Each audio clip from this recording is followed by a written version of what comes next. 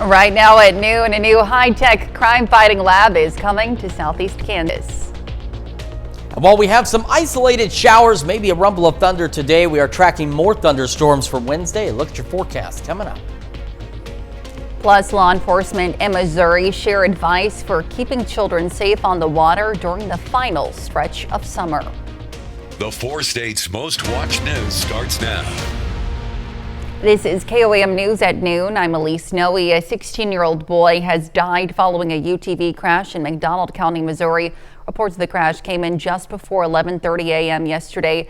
Troopers say the driver of the UTV, which was being driven on private property, attempted to make a turn and crashed. The driver from Bentonville, Arkansas, was pronounced dead at the scene.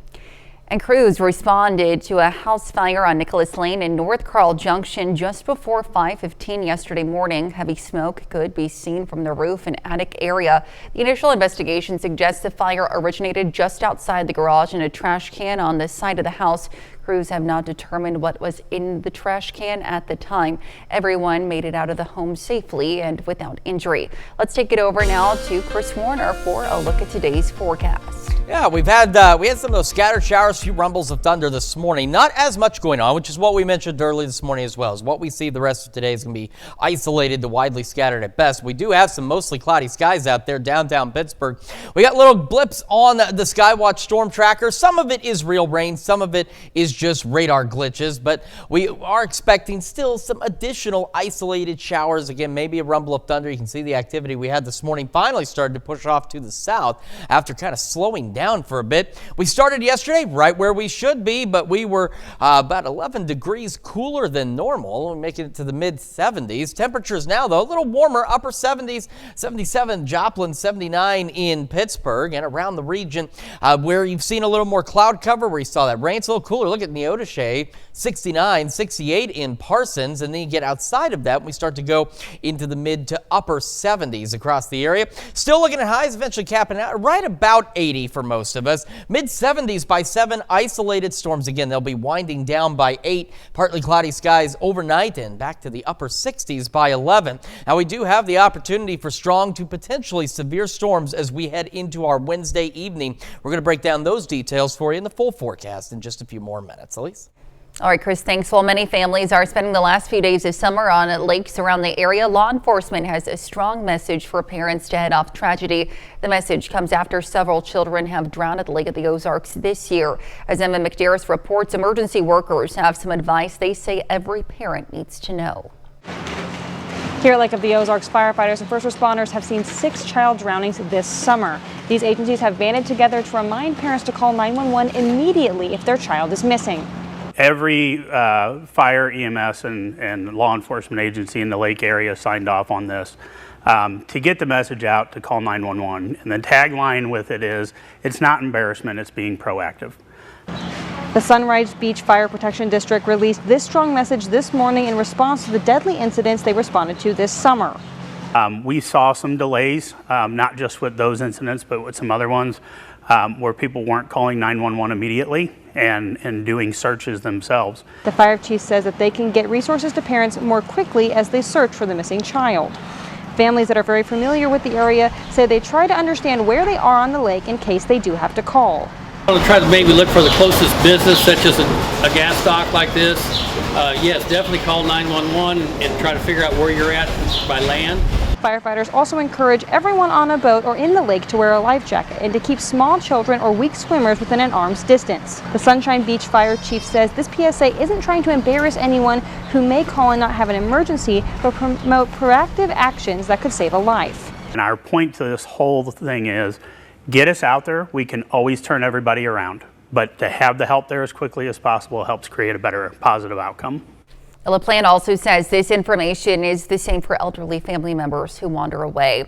And a new state-of-the-art facility will soon be erected in Pittsburgh. The project is a collaboration between the Kansas Bureau of Investigation and Pitt State. The Bureau says it has faced numerous challenges in its current location and will use the $40 million project to transition to a 53,000 square foot facility. The facility will also house the PSU Police Department and collaborate work spaces for local, state, and federal law enforcement. Well, hundreds gathered at Mill Creek Park in Kansas City, Missouri yesterday, not just to celebrate Labor Day, but to speak out on issues like redistricting and workers' rights. Community leaders, union members, and politicians, including Representative Emmanuel Cleaver, voiced concerns over efforts to redraw Missouri's 5th district and what they called threats to democracy.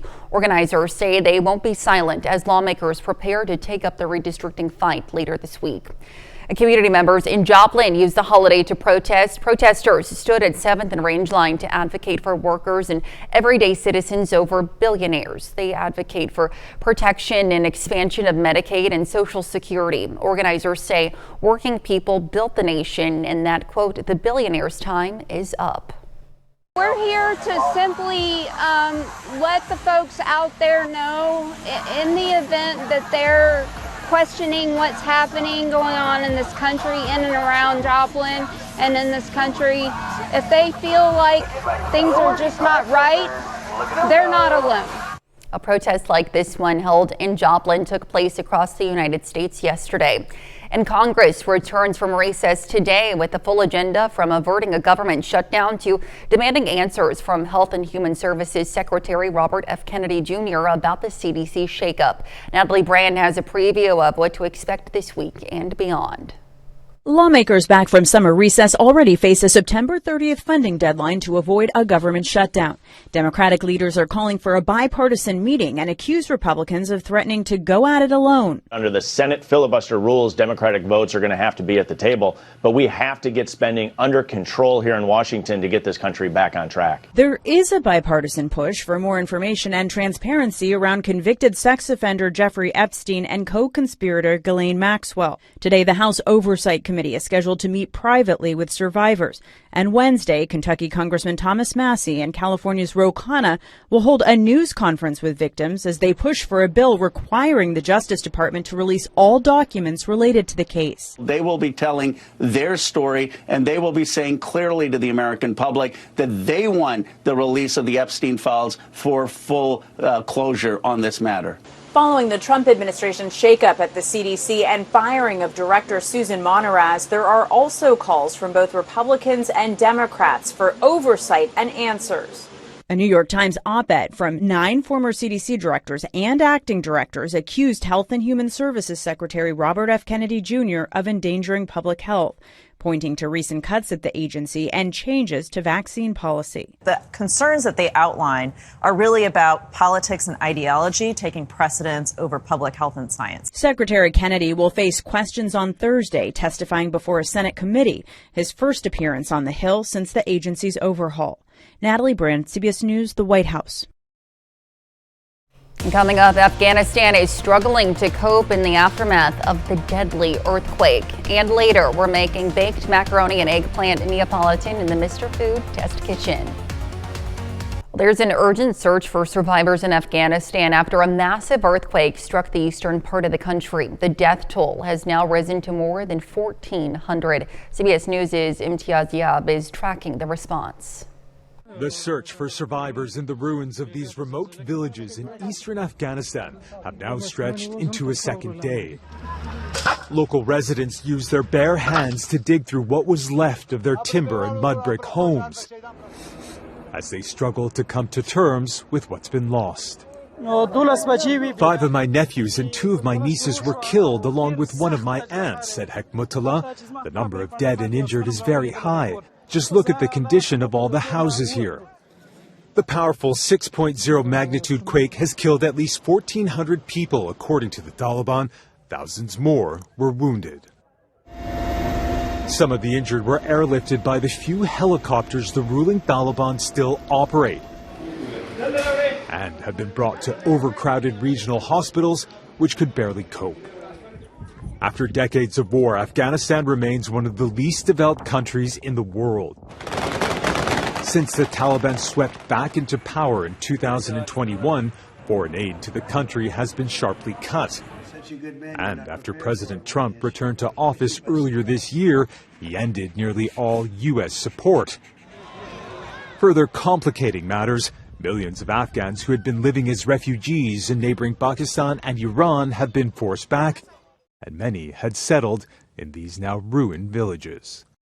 And having traveled to these remote districts in Kunar and Nangarhar provinces in previous reporting trips, it's frankly easy to see how such a powerful earthquake could devastate these remote villages. But what's less clear is how effective aid efforts can be without support from the U.S., which up until earlier this year had been the largest donor of humanitarian assistance to Afghanistan. Imtiaz Taib, CBS News, London. And still to come on KOAM News at noon, Mr. Food.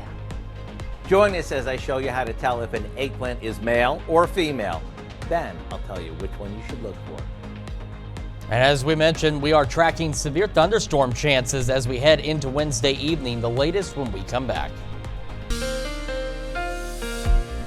Welcome back to the KOAM News at noon. So again, today we're warming up, and some of us is warming up a little faster than others. Others are still pretty chilly out there. We had some upper 60s. You can see we got that mix of partly and mostly cloudy skies. Got quite a few clouds there from our camera downtown Pittsburgh, but we want to talk about what we're expecting tomorrow. First, the rest of today, of course, and we've got, again, the opportunity, this low pressure system moving away, for some isolated pop-up showers, maybe a couple of storms. Not expecting really much of anything. No strong storms, no severe weather expected with this activity. And again, by about 8 o'clock this evening, it's gone, it's done, it is over. Most of our Wednesday isn't bad. We've got mostly clear to partly cloudy skies. We'll have a westerly breeze, and other than that, not much happening. Maybe an isolated shower or two in the evening. That's it. Once we get past about 7 o'clock or so, that's when things start to change. So here we are at 8. That's the only change from this morning is it's moved the storms entering our area back 1 hour. This morning, roughly the same setup, just at 7 instead of 8. But we're still looking at strong to severe thunderstorms making it into the area. The timing still looks to be on track. It's some changes in the strength of the storms and how long they'll be able to hold on to that strength that has changed. So here we are at 10 o'clock now, stretching from Greenwood County back through Fredonia, Chanute, Fort Scott, Nevada, out towards Stockton. We have these strong to severe thunderstorms, but then we could see additional ones late in the night. That's the biggest change. So around midnight, we get these storms. They'll push through. They may still be isolated, but like this one, for example, will it be right here? Not necessarily, but excuse me, it's a great example of we still could have some strong to severe thunderstorms as late as 2 o'clock in the morning before they start to exit. Now, they may be fairly isolated after midnight, but it's still a possibility. And the other thing that hasn't changed, though, from this morning is these showers that are even a rumble of thunder or two that may linger into early Thursday morning, but they'll be gone probably before sunrise on Thursday morning. And then the rest of our Thursday looks great. Now, we've talked about how all the different outlooks that the Storm Prediction Center does. Tomorrow is day 2, and it updates usually about 13 minutes from now. But it updated early, and there have been changes since this morning. Number 1, the tornado risk area in southeastern Kansas has been removed. In fact, it's been removed completely because this risk area went a little further west. It's been removed. The risk still putting up there as very low because with severe thunderstorms, in all honesty, that risk is never 0, but it can be extremely low, and that's where we're sitting. That's the good news. The bad news is our hail and wind risks have been expanded further east. That significant risk, so the risk for very large hail has also been expanded. And then the strong to low grade severe thunderstorm risk areas for hail and wind have been pushed much further south and east and cover a much broader area. So we are looking at a wider area of strong to severe thunderstorms as we head into Wednesday evening. So that's just the thing that we're going to have to continue to monitor is these changes. Now, the next time this updates won't be until I think it's 1 o'clock in the morning, so tomorrow on the KOAM Morning News starting at 5, we will have the latest on the severe weather outlook and keep you updated on any changes there, and we'll keep you updated through the day tomorrow.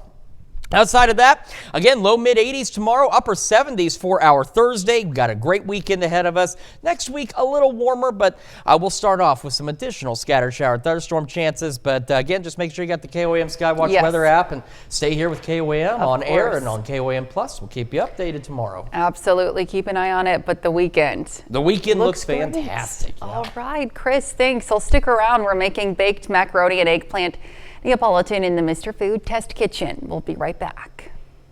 Well, today's Mr. Food recipe is like eggplant parmigiana and baked ziti all rolled into one, and it's perfect to keep in mind as we head into the fall season. Howard's making baked macaroni and eggplant Neapolitan in the Mr. Food Test Kitchen.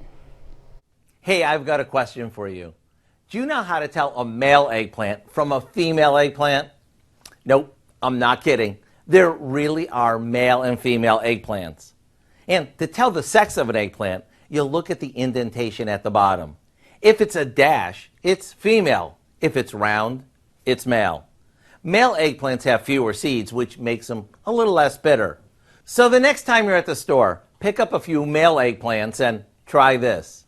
We begin by cooking some ziti according to the package directions. While that's draining, we slice an eggplant into very thin slices and season them with some salt and garlic powder. Then we pan fry them until they're browned on each side and lay them out on some paper towel. Now we toss the pasta with some sauce and layer half of it into a baking dish. Over that goes some mozzarella cheese, half the eggplant, and a little Parmesan. Now we'll repeat this one more time and finish it off with more sauce and more cheese. What you end up with is layer after layer of cheesy Italian goodness. To get this easy change of pace recipe, all you have to do is visit our website and search for baked macaroni and eggplant Neapolitan. I'm Howard in the Mr. Food Test Kitchen, where today we learned how to tell the sex of an eggplant and then turned it into a truly Italian way for you to say, ooh, it's so good. Well, you can find this delicious recipe along with a lot more good food from the Mr. Food Test Kitchen online. All you have to do is head on over to our website. Of course, that's KOAMnewsnow.com. Now let's take a look at the 4-state market prices. All right, again, some isolated storms still continuing through about 8 o'clock this evening. Most of us will be dry, though. Warmer tomorrow, watching that severe threat after 7 o'clock, maybe lasting as late as 2 a.m. now into Thursday morning. Our weekend looks great. More rain chances next week, but again, just keeping an eye on the severe weather chances tomorrow. Absolutely. All right, thanks. Well, coming up tonight at 5, if you're having trouble sleeping or staying asleep, you're not alone. A new survey looks at what people worry about while they toss and turn. Plus, Jasper County First Responders Memorial receives a local donation, and Joplin's Director of Homelessness Response resigns after holding the position for less than 2 months. You can join us for those stories and more on KOAM News at 5. Certainly lots to look forward to. Certainly so. And that's the news for now. Thank you for joining us on KOAM News at noon. Have a great rest of your day.